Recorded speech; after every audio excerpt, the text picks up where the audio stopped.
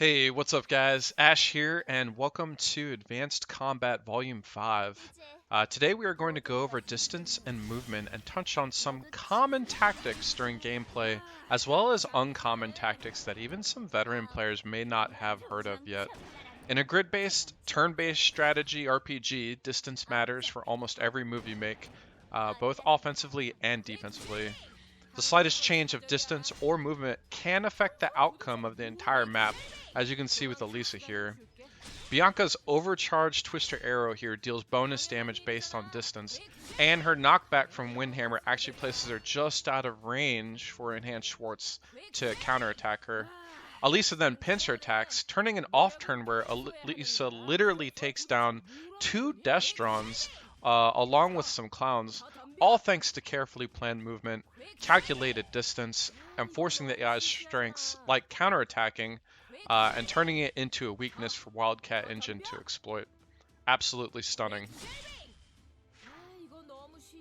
Most players that have reached endgame should probably know that melee distance matters and vastly affects your hit rating in combat. But for our newer players, you may not actually see this yet because you're not actually seeing what's happening in the background.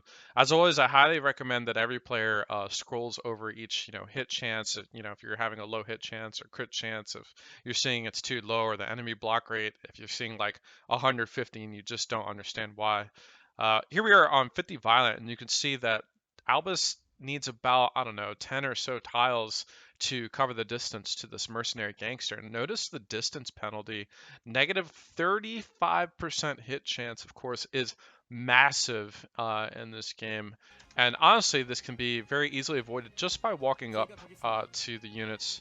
Now, if you notice when we check the hit chance here, the only thing that's giving any kind of resistance is his dodge, which is then being taken to effect with Field of Swordmaster.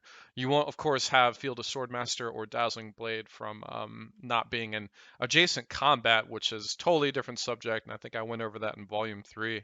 But you can see that negative 35% hit chance is no longer there, and notice that Albus is now at 120%, or basically a guaranteed hit at this point.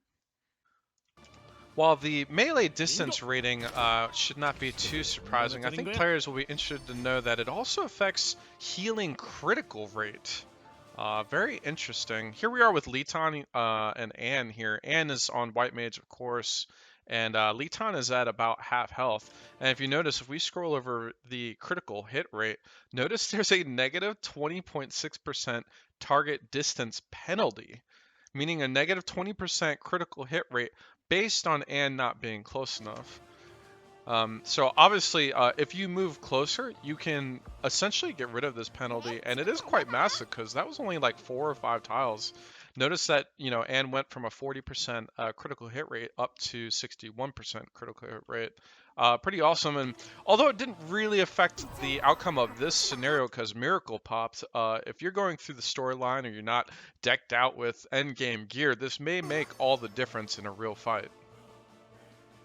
Important to note that this does not just affect single target abilities, this will also affect area healing. Notice we have Starfall up on Anne here, and notice that hitting Kylie from this distance, which mind you is only like 4 or 5 tiles, it's almost about 5% critical hit chance per tile, is getting a negative 25% chance to critical.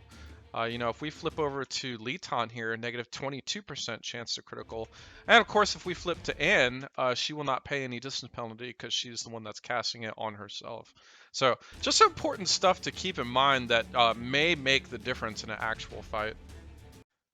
You may be interested to know that it also affects hacking as well. Notice here that we are trying to hack Schwartz. We have a 97% chance to connect with the hack.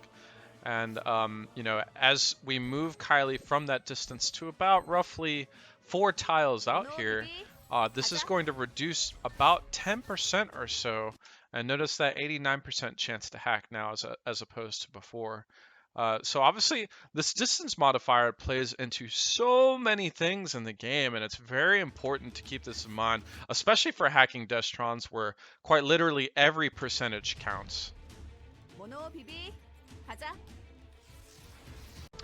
Finally, it's important to note that there are items and masteries that will kind of reduce the amount of distance penalty applied on many things, such as the Drifter Clown's Seal.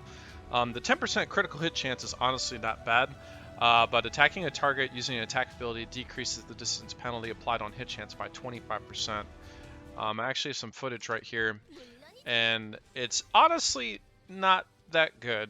We're going to go ahead and target Crimson Pig here, and you can see with the hit rating, obviously there's a massive dodge rating, there's a 20% distance penalty, but notice that the Drifter Clown Seal here is only doing 4.5. Quite literally, if you take 25% of the distance penalty, or just divide 19.41 divided by 4, you'll get 4.85, or a total of 5% hit chance. I haven't found this to be particularly that good, but there are better solutions as well. Let's see, what's another? Like Hazing and Giselle on Gunman, of course, have rifling reinforcement.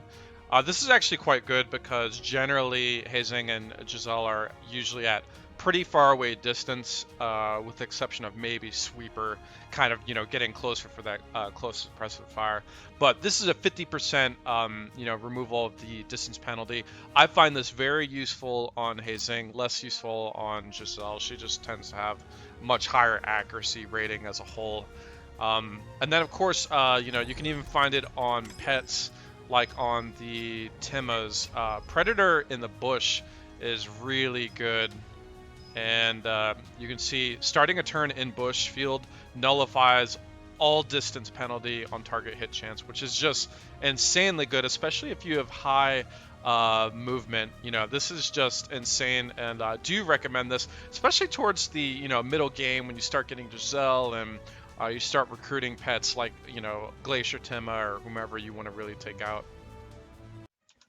All right, so what are the major takeaways from this? Number one, for all melee characters, using one action point to move closer like you would normally do with Albus's Great Swordsman in order to gain, adjacent effects such as Field of Swordmaster or Dazzling Blade is very powerful and highly recommended, not just for distance, but also because of adjacent combat too. Number two, for healing, if you need that super clutch heal, bring healers closer to your teammates. Get that extra critical hit rate.